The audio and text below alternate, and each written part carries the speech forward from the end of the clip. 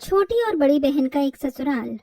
सोचिए, दो बहनें जो एक दूसरे से बिल्कुल विपरीत स्वभाव वाली हैं, उनकी अपने घर में ही आपस में नहीं बनती, तो फिर क्या होगा जब उन दोनों बहनों की एक ही ससुराल में शादी हो जाए?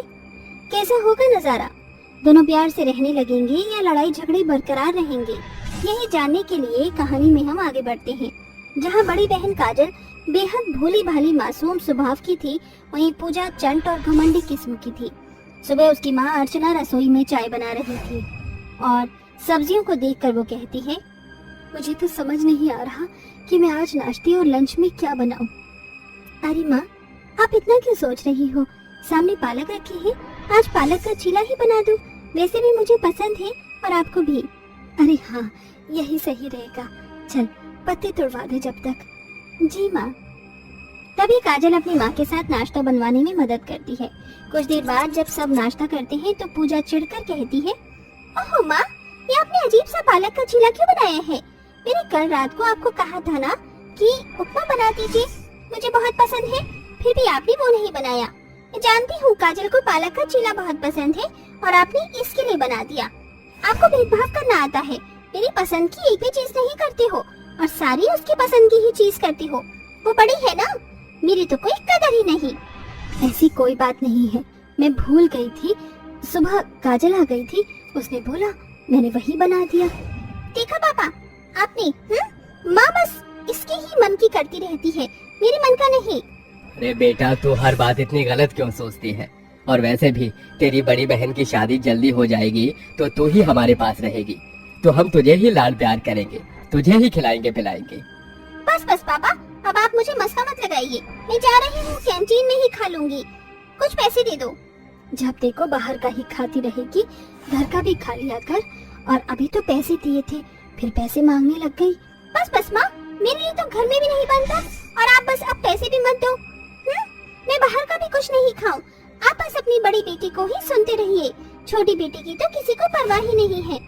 अरे पूजा, ऐसा कुछ भी नहीं है, तू गलत समझ रही है। काजल अपनी छोटी बहन को रोकने और समझाने की बहुत कोशिश करती है, लेकिन वो एक भी नहीं सुनती और अपना बैग लेकर कॉलेज निकल जाती है। ऐसे ही दोनों बहनों की अक्सर नोकझोंक हुआ करती थी। दोनों ही आपस में बिल्कुल नहीं बनती थी, लेकिन काजल सिचुएशन को हैंडल कर लिया करती थी। ऐसे ही वक्त गुजरता है, दोनों बहनों के लिए एक ही घर से रिश्ता आता है। जब ये बात अर्चना उन दोनों को बताती है तो पूजा कहती है, क्या हम दोनों का एक ही घर में रिश्ता? नहीं माँ, मुझे कोई शादी नहीं करनी है। अरे आप जानती है ना, मेरी काजल से बिल्कुल नहीं बनती है, फिर भी यहाँ कम लड़ाई होती क्या जो मैं आपको ससुराल में भी दूरदर्शन देखना है? बेटा मेरी बात तो सुन, तेरे भले के लिए ही कह रही हूँ। बेटा, तुम दोनों अब बड़ी हो चुकी हो, कितना समझाऊंगी। चल बेटा, एक बार फोटो तो देख ले। तभी उसका पिता शंकर पूजा को समझाते हुए ऋषभ नाम के लड़के की फोटो दिखाता है, जिसे देखकर पूजा शादी के लिए हाँ कर देती है। ठीक है पापा, मैं रिश्ते के लिए तैयार हूँ, पर इसको बोलना मेरे से ज्यादा चपड़ चपड़ ना करे कि ये काम ऐसे होता है वैसे होता है, क्योंकि इसके हिसाब से नहीं चलने वाली मैं। तू चिंता मत कर, बस जो भी काम करे अच्छे से करना। तू खुद जानती है तुझे घर के काम कितने आते हैं। हाँ हाँ, तो क्या हुआ, सीख लूंगी माँ से। माँ, आप सिखा दोगे ना मुझे? हाँ मेरी बच्ची। फिर जैसे जैसे शादी के दिन नजदीक आते हैं, अर्चना पूजा को भी थोड़ा थोड़ा काम सिखा देती है। फिर दोनों बहनों की शादी नयनतारा के दोनों बेटे रुद्र और ऋषभ से हो जाती है। नयनतारा दोनों बहू का गृह प्रवेश कर देती है। अगले दिन काजल जल्दी उठकर घर की सफाई करके पहली रसोई का खाना बना रही थी। अलार्म बंद करने से पूजा लेट उठती है और उठकर तैयार होकर सीधा रसोई में आती है। काजल, तू अपने आप को बहुत महान दिखाना चाहती है ना? ससुराल में मैं छोटी हूँ, यहाँ पर भी यही चाहती है तू कि माँ जी मुझे सुनाए, वरना तो मुझको जगा देती। अब खुद जल्दी उठकर तूने सारा काम कर लिया, वाहवाही पाने के लिए। नहीं पूजा, तू मुझे गलत समझ रही है, ऐसा कुछ भी नहीं है। मैं तुझे उठाने आई थी, तू तब भी नहीं जागी। बस बस रहने दे, मैं खाना जल्दी तैयार नहीं कर पाऊंगी, मेरा आधा काम तू कर दे। मुझे पता था तू यही बोलेगी, इसीलिए मैंने ड्राई फ्रूट्स पहले ही तैयार कर दिए थे और खीर भी पकने ही वाली है, तू देख ले। एक तो फायदा हो गया है, सेम ससुराल होने से मुझे कुछ भी काम होगा तो मेरा कर दिया करेगी। चिंता मत कर, मैं तेरी बड़ी बहन हूँ, मदद तो करूंगी ही। फिर दोनों बहनें खाना बनाकर सास और पति को खिलाती हैं। वैसे भाभी और पूजा तुमने दोनों ने बहुत अच्छा बनाया है, लेकिन सबसे ज्यादा मुझे भाभी के हाथ का हलवा अच्छा लगा। हाँ सही बोला तूने। इसलिए बड़ी बहू मेरी तरफ से तेरे लिए सोने का हार और छोटी बहू तेरे लिए सोने का कंगन। शुक्रिया माँ जी। सबके खाने से उठ जाने के बाद पूजा अकड़ कर काजल से कहती है, देखा यहाँ भी तूने अपनी चालाकी दिखा दी है ना। माँ जी के सामने अच्छा खाना बनाकर माँ जी ने तुझे सोने का हार दिया, मुझे ये छोटा सा कंगन। मैंने जानबूझकर कुछ भी नहीं किया है, तू हमेशा गलत ही समझती है मुझे। ये नहीं पता था कि माँ जी अलग अलग शगुन देंगी। ऐसे ही वक्त गुजरता है। काजल को सारा काम बखूबी आता है, जिस कारण सास उसे अक्सर शाबाशी दिया करती थी और पूजा को काम करने में थोड़ी परेशानी आती थी।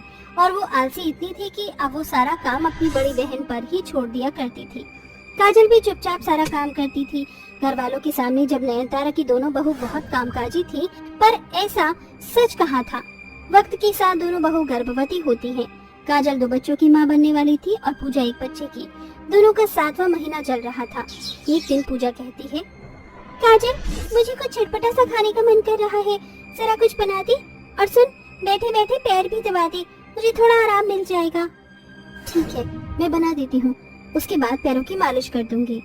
फिर काजल रसोई में चटपटी टिक्की बनाने लगती है, जिससे उसे लगातार छींक आने लगती है। ओह, मुझसे ये महक और मसाले बर्दाश्त नहीं हो रहे हैं, लेकिन पूजा के लिए तो करना पड़ेगा। थोड़ी सी थकावट भी हो रही है, जल्दी कर लेती हूँ। फिर काजल अपने मुंह पर पल्ला बांधकर उसके लिए टिक्की बना देती है। अरे काजल बहू, तू ऐसी हालत में क्यों बना रही है, मुझे कह देती। कोई बात नहीं माँ जी, थोड़ा सा काम था, आराम करना इसके बाद। ठीक है। फिर काजल पूजा को टिक्की दे देती है, फिर उसके पैरों की मालिश करती है। वक्त गुजरता है। पूजा को अभी अक्ल नहीं आती। वो अपनी बहन को परेशान करती थी और बाहर का भी खाना खाती थी।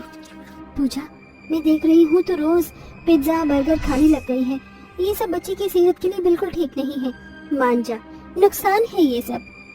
तुझे हर बात की चिल्लम क्यों मचती रहती है? मैं कुछ भी करती हूँ बस टोकती रहेगी। खाने दे चुपचाप से, तू जा यहाँ से। पूजा के कुछ कहने पर काजल को जाना पड़ता है। उसी रात पूजा की तबीयत बिगड़ने लग जाती है, लीवर पेन होने लगता है। तभी ऋषभ और घरवाले उसे अस्पताल ले जाते हैं, जहाँ वो एक प्यारे से बेटे को जन्म देती है। डॉक्टर साहब, पूजा और बच्चे ठीक है ना? इतना पेट दर्द किसी और कारण से तो नहीं हो रहा था? नहीं, मैं आपको अभी बताने वाला था। इन्होंने बाहर का कुछ ज्यादा ही खाया है। उस अनहेल्दी चीज की वजह से इन्हें इतनी परेशानी हुई और बच्चे की डिलीवरी भी जल्दी हो गई। क्या अनहेल्दी? सॉरी ऋषभ जी, काजल मुझे माफ कर दे। तूने मुझे इतना समझाया, फिर भी मैंने तेरी एक नहीं सुनी और बाहर का खाती रही। इतना ही नहीं, मैंने तुझसे इतनी नाजुक हालत में काम करवाया, उसके लिए मुझे माफ कर दे। कोई बात नहीं, अपनी छोटी बहन के लिए काम करने में कैसी परेशानी। अच्छा, जब भी उस दिन मुंह पर तू कपड़ा बांधकर इसके लिए चाट पापड़ी बना रही थी। देखा पूजा, तेरी बहन कितनी अच्छी है, कुछ सीख। जी माँ जी। माँ जी, मुझे शायद लीवर पेन हो रहा है। डॉक्टर जल्दी आइए। तभी डॉक्टर काजल को एडमिट करते हैं। कुछ देर बाद वो एक प्यारी सी बेटी और बेटे को जन्म देती है। दोनों बहनों के बीच प्यार बढ़ जाता है। फिर दोनों एक साथ घर के सारे काम खुशी खुशी करने लगते हैं।